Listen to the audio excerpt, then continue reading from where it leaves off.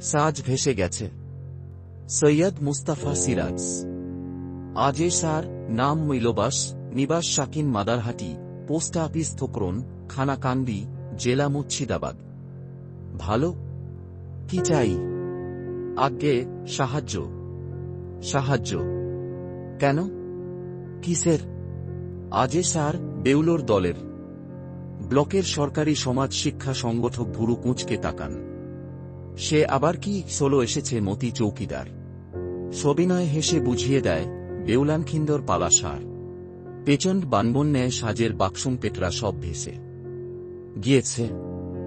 দেখুন না, দরখাস্তে অঞ্চল প্রধান সব নিকে দিয়েছেন। মৈলবাস, দরখাস্তটা আগে দাও সারকে। অফিসার বাবুটি কলকাতার মানুষ, সবে চাকরি পেয়ে এই অখদ্দে জায়গায় এসেছেন। ঠিক ঠিক করে হাসেন। তাই বলো। তা কি নাম বললে যেন? মৈলবাস স্যার। অফিসার তাকান লোকটির দিকে। বছর ৪২-এর মধ্যেই বয়স সম্ভবত। বিশাল শরীর, গায়ে ময়লা হাতা গুটানো রঙিন পাঞ্জাবি, পরনে মালকোচা ধরনে ধুতি, এলাকার মাটির হলদে ছোপলাগা, পায়ে রবারের ফাটাফুটো স্যান্ডেল এবং কাঁধে তেমনি শ্রীহীন ঝোলা। লোকটার গায়ের রং তামাটে। খাড়া মস্ত নাক, বড় বড় কান, টানা চোখে হতচকিত বিহ্বলতা, কপালে ৩টে ভাঁজ, এক মাথা বাবরি চুল। তিনি ফের হাসেন। তুমি তো শিল্পী তাহলে? আর্টিস্ট? হ্যাঁ। মতি হাসে। মৈলবাসও সাহস পেয়ে হাসে। মতির সলাতেই এসেছে। মতি বলে, হুকুম পেলে এক আসর গেয়ে দেবে সার। কিন্তু পেচণ্ড বানে। মৈলবাস জুগিয়ে দেয়, সাজ ভেসে গিয়েছে। অফিসার আরামে হেলান দিয়ে বলেন, তো মৈলবাসটা কি বলো তো? পিছনে থেকে তৃতীয় একজন, সে একেবারে তরুণ, কালো বেটে ও কুৎসিত চেহারা, পরনে ধুতি ও নীলচে হাফ শার্ট, ব্যাখ্যা করে দেয়, নাম সার মৌলা বক্স। অশিক্ষিত লোক সব। কেউ ডাকে মৌলবাস, কেউ মৈলবাস। তুমি কে? আমি স্যার বাহাস্তুল্লাহ। দলে বৈয়ালি করি। এসব আঞ্চলিক টান ভদ্রলোকের জানবার কথা নয়। মতি সব ব্যাখ্যা করে। বৈয়ালি বা বৈয়ালি করা মানে প্রশ্ন করা। বাহাস্তুল্লাহ অল্প স্বল্প লেখাপড়া জানে। সে পালার হাতে লেখা মস্ত খাতা প্রশ্ন করে আসলে তখন তাকে মাথায় হারিকেন চাপিয়ে আলো দেয় যে তার নাম নগেন বাগদি। আঙুলে সিঙ্গি মাছের কাঁটা ফুটে জ্বর হয়েছে বলে আসতে পারেনি। বানের জল নেমে গিয়ে খালে জলায় এখন বেশ মাছ হচ্ছে। দরবার করতে আরও সব এসেছে। যে বেউলো সাজে, তার গায়ের রং কালো, হালকা গরম, মুখে মেয়েলি ছাঁদ। বছর ১৫ বয়স হবে। নাম অমূল্য, জাতে বাউরি। আর লক্ষিন্দর। সে না এসে পারে। দলদল করেই তার বউ পালিয়েছে। তালাক দিতে হয়েছে। কারণ শ্বশুর লোকটা ফরাজি সম্প্রদায়ের। তাদের কাছে গান বাজনা হারাম, নিষিদ্ধ। বিয়ের আগে জামাই দলের নিছক সাপোর্টার ছিল। হঠাৎ আগের লক্ষিন্দর খুনের মামলায় জেলে ঢুকল তো ঢুকলেই ফিরতে বুড়ো হয়ে যাবে।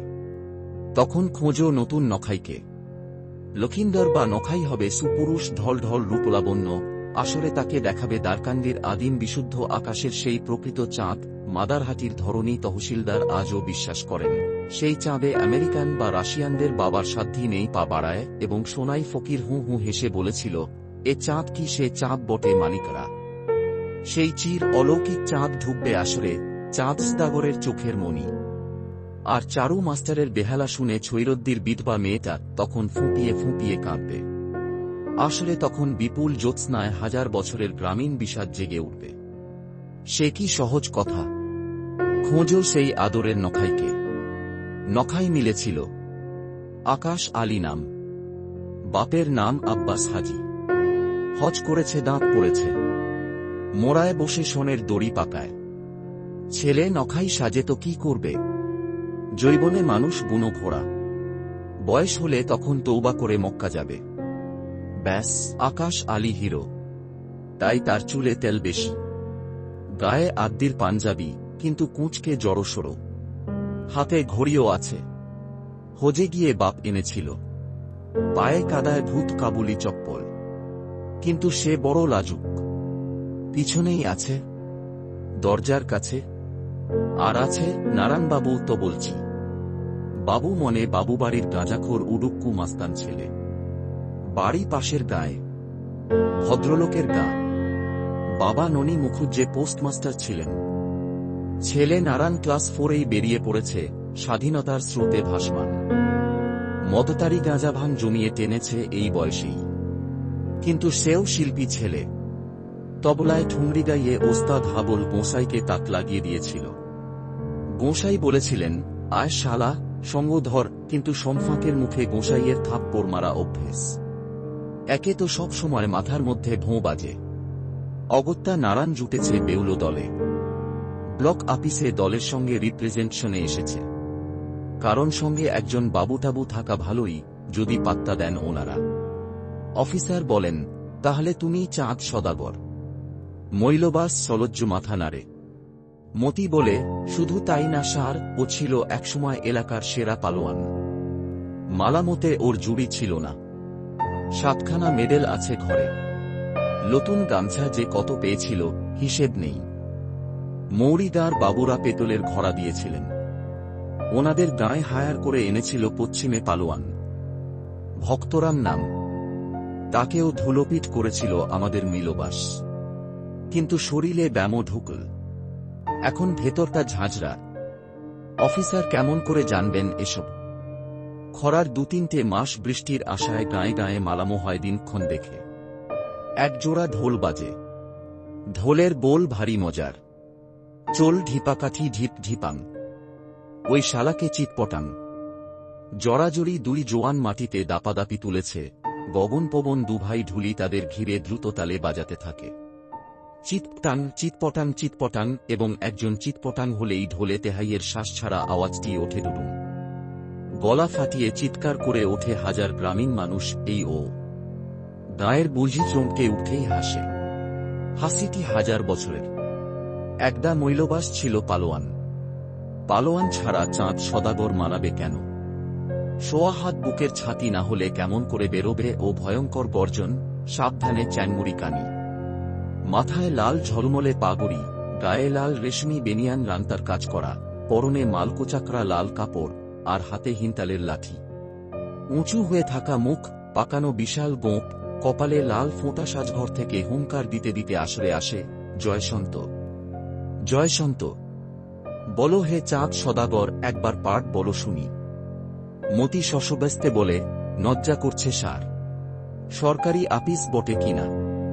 আসরে হলে উহু, একবার তো শুনি। নইলে কেমন করে বুঝবো যে সত্যি আছে তোমাদের বেহুলার দল। সমস্যা বটে। মতি বলে, 3 পুরুষের দল, স্যার। নিবাস আলী গোমস্তা পালাটা নেকেছিলেন আমার কর্তা বাবার আমলে। সেই খাতা এখনো আছে। তা থেকে নকলে নিয়ে চলছে। বিশ্বাস না হলে এনকোয়ারি করে আসুন। বৈয়াল বাহাস্তুল্লাহ বলে, আমার দাদু এখনো বেঁচে আছে, স্যার। তার মুখেই শুনবেন।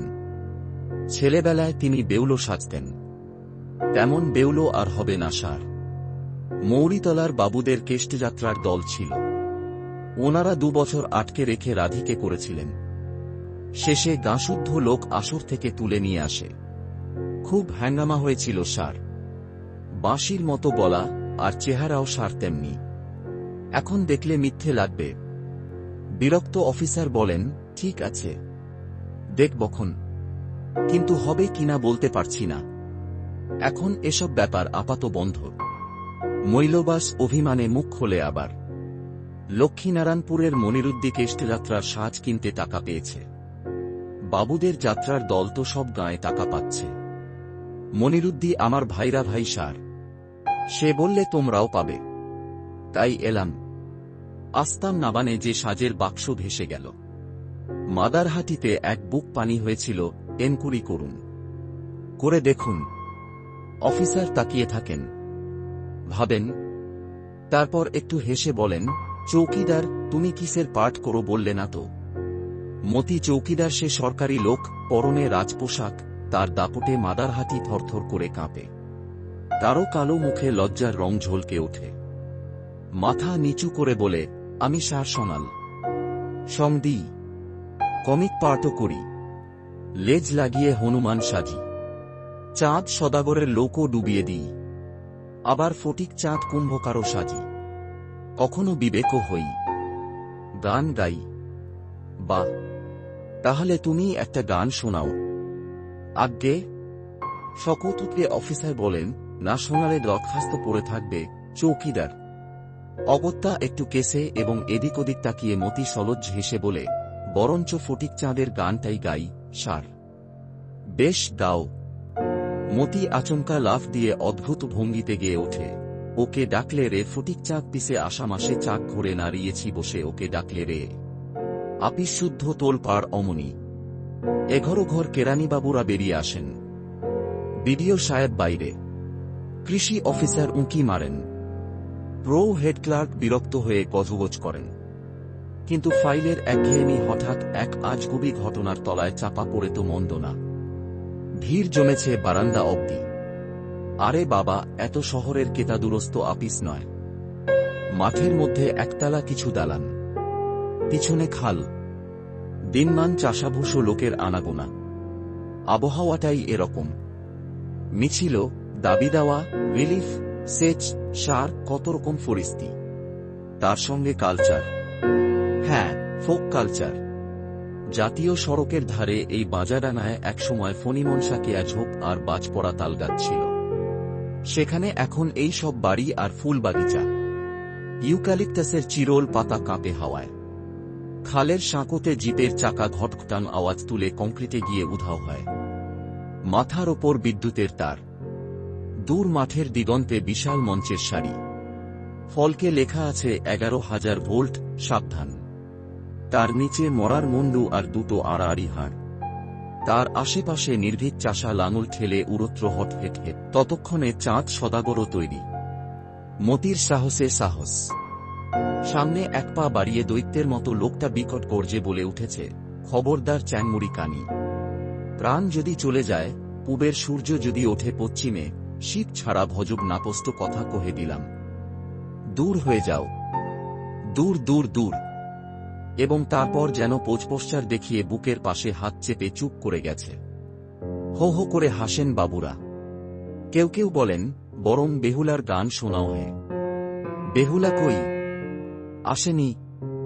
বাউরির ছেলে অমূল্য একটু কেসে এক কানের পেছনে হাত রেখে গেয়ে ওঠে, একো মাসো দুও রে মাসো, তিনো মাসো যায় রে সোনার কমলা, জলে ভেইসে যায় রে সোনার কমলা। ও কি, জলে ভেইসে যায় রে সোনার কমলা? সত্যি বড় মিঠে গলা। সুরে আদিম আবেগ আছে একটা। দু একজন বাবুর ফোক সঙের বাতিক আছে। তাঁরা অভিভূত হন। একজন বলেন, আমাগো পূর্ববঙ্গে মুসলমানেরাও এগুলা গাইত, আর গাজীর গানও ছিল। তখন আমরা সব পোলাপান। এক্কেরে এইটুকুখানি। সমাজ শিক্ষা সংগঠক বলেন, রিয়েলি আর ধারণা ছিল না এস মুসলমানেরাও বেহুলা কেষ্টযাত্রা করে। My goodness. শরৎ চাটুর্যের ওই এক গহর ছিল। ভাবতুম নিছক গুল। অথচ ভাবা যায় না, মাদারহাটির বেহুলা দলটি মুখ তাকাতাকি করে। 6 মাইল জলকাদার মাঠ ভেঙে এসেছে। সময়টা হেমন্ত। রোদ এখনো কড়া। দরদর করে ঘাম ঝরায়। সবুজ মাঠ এবার পলির রঙে হলুদ। পচা ধান পাতার কটু গন্ধ ছড়াচ্ছে। গায়ে ফিরে এক দফা কটুকাটব্য শুনতে হবে বুড়োদের। আর কিছু বলার কথা ছিল না। সাজ কেনার সাহায্য চাইতে গেলে এই দুঃসময়ে ঘরে ঘরে মুখ চুন, খড়ি পড়া চেহারা, রিলিফের পথ চেয়ে উসখুস করছে প্রতীক্ষায়। আর এই দুঃসময়ে কিনা বেউলো দলের সাজ এসে গেছে, সাহায্য চাই। লক্ষ্মীনারায়ণপুরের মনিরুদ্দি মাস্টার কেষ্টযাত্রার সাজ সাহায্য পেয়েছে, ভালো কথা। সেখানে তো বানবন্যা হয়নি। ডানা দেশ, সুখাখরা নেই, ক্যানেলের জলে চাষ হয়। তাই বলে ডুবো দেশ মাদারহাটির তো এসক মানায় না। তবে সেজন্য এদের মুখ তাকাতাকি নয়। সার যে গহরের নাম করলেন, তাই শুনে তার সঙ্গে চাটুর্যেও বললেন, এতেই সব প্রাঞ্জল হয়েছে। নতুন গাঁর গহর আলী পাক্কা ছড়াদার অর্থাৎ কবিয়াল। তার গুরু চাটুর্যে বটেন, তবে শরৎচন্দ্র নন পূর্ণচন্দ্র। পূর্ণবাবু এখন বুড়ো মানুষ, তার ওপর সেবার গাজনে নিজের বেহাইয়ের নামে কেলেঙ্কারির সঙ্গের গান বেঁধে জামাই চটান এবং মেয়ের দুর্ভোগ বাঁধিয়ে বসেন। শেষে অবধি মেয়ের মাথায় হাত রেখে প্রতিজ্ঞা করেছেন, এই শেষ। ওদিকে গহরের রবরবা বেড়ে যায়। সেই গহরেরও এবার বরাত মন্দ। নতুন গা ডুবেছে। গহর বুক চাপড়ে কেঁদেছে। সদ্য কিনে আনা ব্রহ্মবৈবর্ত পুরাণখানাও সর্বনাশা দ্বারকা ভাসিয়ে নিল। রামায়ণ মহাভারত গেল যাক। ওস্তাদ চাটুর্যে বলেছেন, আমাদের আমারগুলো নিয়ে যেও। পদ্মপুরাণ, মার্কণ্ডে পুরাণ, কালিকা পুরাণ, প্রভাসখণ্ড চেয়ে চিনতে কুদিনে ধারে জোগাড় করেছে রমজান দোকানির কাছে। দোকানির কারবার নুন তেলের। যৌবনে শখ ছিল ছড়াদার হবে, হতে পারেনি, কিন্তু শাস্ত্র পুরাণতত্ত্বে মহা ধুরন্ধর সে। বড় বড় কবির আসরে প্রখ্যাত কবিয়ালদেরও আসর থেকে উঠে আচমকা এমন প্রশ্ন করে ঘোল খাইয়ে ছাড়ে। এদিকে সন্ধ্যার নমাজের আজান শুনলে মাথায় টুপি দিয়ে মসজিদে যায়। তার 3 ছেলেও ও সব তত্ত্বে বিশারদ। বোলানের দল করেছে। তারা আসরে প্রতিপক্ষকে কাবু করতে চায়। পাল্টা কাবু হলে বাপের কাছে দৌড়ে আসে। হ্যাঁ গো, কুশঘাসের জন্ম কিসে বলে দাও তো শিগগির। রমজান হেসে বলে, বরাহ অবতারের 3 গাছা লোম তুলে রেখেছিলেন মহামুনি বাল্মীকি, তাই থেকে কুশ। তবে পাল্লাদারকে শুধস্ত বাবা, আদিতে যখন নিরাকার, তখন ভগবান ভাসলেন বটপত্রে। বটগাছ নিরাকার ব্রহ্মাণ্ডে তাহলে এল কোত্থেকে? এমনি সব পৌরাণিক রহস্যের জগতে বাস তাদের। একখানা ব্রহ্মবৈবর্ত পুরাণ বন্যায় ভেসে গেলে একটা রহস্যময় ভূভাগ হারিয়ে গেল সামনে থেকে। সবে সৃষ্টি বর্ণনাটা পড়া হয়েছিল গহরের। এই দুঃসময়ে 10টা টাকা পাবে কোথায়? তল্লাটে একখানা আছে বটে, তার খোঁজ গহর রাখে। গুনুটির মুকুন্দ রাজবংশীর। একবার মেডেল আর কলা আসরে ঝুলিয়ে কবির লড়াই চলেছে ঈশানপুরের মেলায়। বিপক্ষ কবিয়াল প্রশ্ন করেছে, ব্রহ্মার কন্যার নাম কি? জবাব জানে না গহর। রসিক শ্রোতা মুকুন্দ আসরেই বসেছিল। বলেছিল, নামটা আম্মু জানি, পেটে আসছে, মুখে আসছে না। ঘরে শাস্তর আছে আমার, না বলতে পারলে কলা পাবে গহর। কাকুতি মিনতি করে মুকুন্দকে রাজি করাল।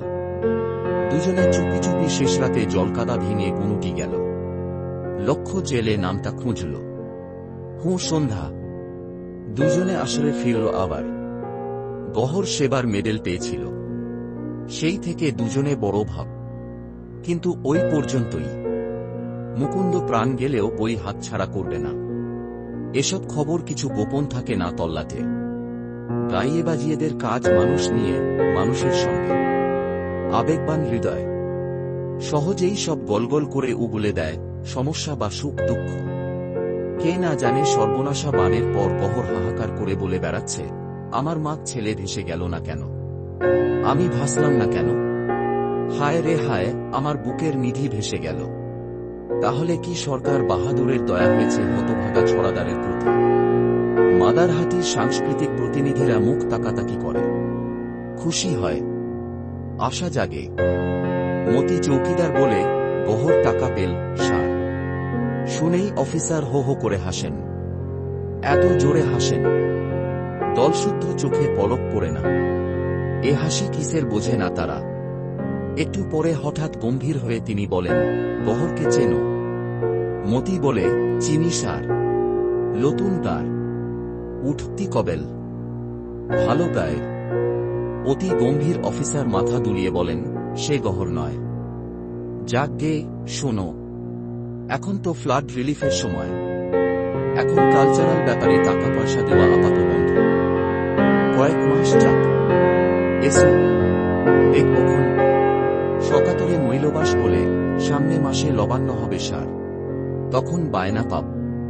কি নিয়ে গান করব? নবান্ন। উনি একটু হাসেন আবার। ধান তো পচে গেছে, নবান্ন কিসের? গতিক বুঝে মতি ব্যাখ্যা করে, ডুবো দেশে বান হয়েছে, কিন্তু ডাঙা দেশে তো ধান হয়েছে স্যার, সেখানে লবান্ন হবে। মাদারহাটির বেউলো না শুনে লবান্ন হবেই না। খুব নামকরা দল, অঞ্চলে পেধান। অফিসারটি ঘড়ি দেখে বিরক্ত হল এবার। যারা বায়না দেবে তাদেরই বলো গে না বাবা। আপাতত কোনো উপায় নেই। আচ্ছা, তোমরা এসো, আমি বেরোব। সামনে অঘ্রাণ। এবার অঘ্রাণে ডানাদেশে অর্থাৎ উঁচু মাটির এলাকায় শুভদিন বেছে বেছে নবান্ন উৎসব হবে গায়ে গায়ে। হিন্দু মুসলমান সবারই উৎসব। মুসলমানরা জামাই আনবে, কত খাওয়া দাওয়া হবে। হবে না শুধু মাদারহাটি, নতুন গানপাড়া, রামেশ্বরপুর এলাকার বানভাসা গাঁগুলোতে। পচা ধানের কটু গন্ধে বাতাস ভরা এখানে। বাবুরা লঙ্গরখানা খুলেছেন ইতিমধ্যে অনেক জায়গায়। টেস্ট রিলিফের কাজও চলছে অল্প স্বল্প। মাদারহাটির কাদা এখনো শুকোয়নি। ধসে যাওয়া ঘরের উঠোনে অনেক পরিবার খয়রাতি তেরপলের তলায় বাস করছে। কিছু জোতজমিওলা গেরস্থর উঁচু ভিটের বাড়ি এখনো টিকে আছে। দেউলো দলের ২-৪ জনেরও দৈবাত টিকেছে। ঘর গেছে স্বয়ং চাঁদ সদাগরের। তার ঘরেই ছিল সাজের বাক্স। গাঁয়ের শেষে ঢালু জমিতে তার বাড়ি। নিশুতি রাতে আচমকা বিলের জল হু হু করে এসে ধাক্কা মেরেছিল। কোনোমতে বউ আর ৪-৫টা কাচ্চা বাচ্চাকে জানে বাঁচাতে পেরেছিল। তার প্রায় সবই ভেসে গেছে। কিন্তু গতর আছে যখন সব করে নেবে, আবার ঘর বানাতে পারবে, জমিতে চৈতালি ফলাতে পারবে, তাই সে নিয়ে ভাবনা নেই। ভাবনা সাজ ভেসে গেছে। ১৫০ টাকার কমে এ বাজারে পুরো সাজ হবে না। কিছুটা চাঁদায়, কিছুটা কয়েক আসরের বায়নার টাকা জমিয়ে আগের বছর নতুন সাজ কেনা হয়েছিল। হারমোনিয়াম, তবলা, ঢোল, কত্তালগুলো ভাগ্যিস ছিল আকাশ আলীর বাড়ি। উঁচু ভিটে তাদের। সামনের খামার বা উঠোনটাও উঁচু। সেখানে বৃষ্টিহীন রাতে রিহার্সাল চলে। তাই ও বাড়ি ছিল যন্তরগুলো। যদি সাজের বাক্সটাও রাখা হতো সেখানে, এই বিপদ ঘটত না। তবে এখন আর পস্তে কি হবে? বিনিসাজে গাইতে গেলে কেউ শুনবেই না পালা। কেন শুনবে? নগদ ৫ টাকা বায়না, ৩ ধামা মুড়ি, ৮ গুড়, তার ওপর বিড়িও আছে। দূরের গাঁ হলে তো ডাল ভাতও খাওয়াতে হয়। এত সব খরচ করে লোকে সাজের ঝলমলানি দেখবে না। তাছাড়া তলোয়ার, হায় হায়, ও দুটোও বাক্সের মধ্যে ভরা ছিল। মুকুট ছিল, ঝকমকে ত্রিশূল ছিল, বল্লম ছিল, পুঁতির মালা ছিল। হা বাবা, আল্লাহ ভগবান! এর চেয়ে চাঁদ সদাগরকে ভাসিয়ে নিলি না কেন?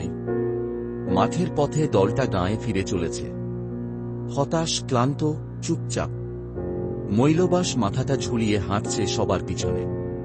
তার মনে অপরাধবোধ প্রচণ্ড। তার ঘরেই তো সাজের বাক্স ছিল। এখন ব্যর্থ দরবারের পর সেই অপরাধবোধ আরও তীব্র হচ্ছে। চাঁদ সদাগর সে। তার আত্মায় দাঁড়িয়ে আছে এক অহংকারী উদ্ধত বিশাল পুরুষ। ক্রমশ দিনে দিনে সে তাকে দেখতে পেয়েছে। আসলে জনমণ্ডলীর সামনে যখন সেই ভিতরের পুরুষ পা ফেলে হাঁটে সাজঘর থেকে আসলে, তার মনে হয় কাকেও পরোয়া করার নেই। গায়ে সাজ চড়ালে দফাদার, কনস্টেবল, দারোগা, এসডিও, ম্যাজিস্ট্রেট, বাহাদুর তাবৎ সরকারি ব্যক্তি ও ক্ষমতাকে সে গ্রাহ্যই করবে না। আর তখন সে তো এ যুগের মানুষ নয়। তখন তার ৭ ছেলে ৭টা বাণিজ্যতরী নিয়ে সমুদ্রে চলেছে। তরি ডুবে যাওয়ার খবর দিয়েছে বিবেক। তো কিসের পরোয়া? জয় সন্ত, জয় সন্ত। চ্যাংমুড়ি কানিকে পুজো করবে তাই বলে হাতের হিন্তাল যষ্টি নাড়া দিয়ে গর্জন করেছে সে। তার ঠোঁটে ঘৃণা, চোখে ঘৃণা। এখন বাবুই হো, লাট বেলাটি হোত ফাত যাও। চাঁদ সদাগর জানে শুধু একজনকে। তিনি শম্ভু, শিব, দেবাদিদেব মহাদেব। এই ভাই বইয়াল। আস্তে, পাঠ মুখস্থ আছে। গায়ে সাজ চড়ালেই সব মুখের ডগায় ভেসে আসে। সাজ চড়ালেই তাকে সে এসে ভর করে মাথা নোয়াতে জানে না। সাজ চড়িয়ে সে স্পষ্ট দেখতে পায় কঠিনতম লোহার বাসর ঘর। দেয়াল ঘুরে হিন্তাল কাঠ কাঁধে নিয়ে পাহারা দেয়। হায়, সেই ঘরে ছিদ্র ছিল। সোনার নখাই নীলবর্ণ হল। চাঁদ সদাগরের মাথা ঝুলে পড়ে। আহ আহ আহা! কি হল হে মৈলবাস? পাঠ বুলো নাকি? মতি চৌকিদার পিছন ঘুরে বলে। কেউ কেউ হাসে। মৈলবাস বলে, না। কি বলছ মনে হল? একটা কথা ভাই চৌকিদার। বুলো। এখন নিজেদের ভাষায় কথা বলছে ওরা। এ তো বাবু ভদ্রজনের সঙ্গে কথা বলা নয়, আপিস কাছারিও নয়। এখন মাতৃভাষায় না বললে সুখ নেই। ওকে চুপ করে থাকতে দেখে মতি আবার বলে, বুলো হে কথাটা। যদি সাজের বাক্সটা আকাশের ঘরেই থাকত। মতি ভর্ৎসনা করে, আবার উই কথা। সেই এক কথা। ই দুঃখটা মলেও যাবে না ভাই। আবার কিনব। ভগবান মুখ তুলে তাকাক। চুপ করে যায় বিশালদেহী মানুষটা। আবার ভেসে ওঠে কিছু প্রতিচ্ছবি। সামিয়ানার তলায় হ্যাসাগের শনশন শব্দ ভাসে, চারপাশে মুগ্ধ শ্রোতা, চারু মাস্টারের বেহালা বাজে করুণ সুরে। আর সাজঘর থেকে ঝলমল লাল পোশাকে হিন্টারের লাঠি নেড়ে এগিয়ে আসে চাঁদ সদাগর। কি তার রূপ! মুহূর্তে আসর চুপ। কেঁদে ওঠা বাচ্চার মুখে মায়ের থাবা পড়ে। জয়শান্ত, জয়শান্ত। যেন আকাশে মেঘ ডাকে। সাজের বাক্সটা। আবার?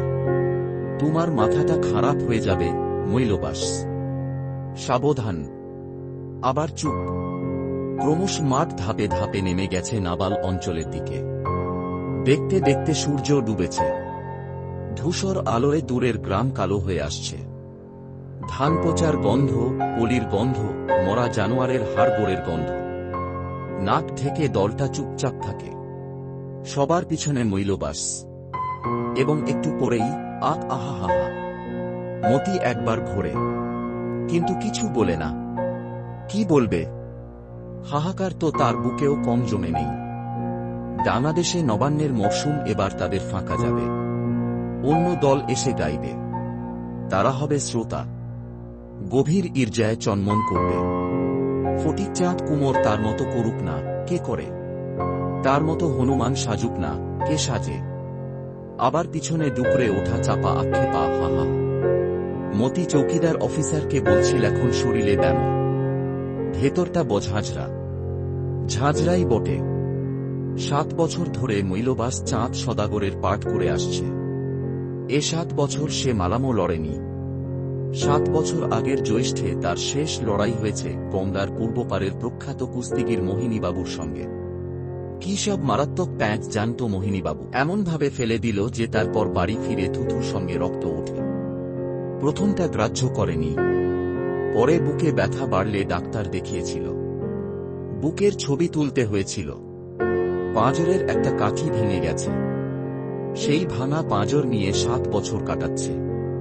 কলজেতেও একটু দাগ পড়েছে। এখনো গতর খাটতে মাঝে মাঝে টাটানি টের পায়।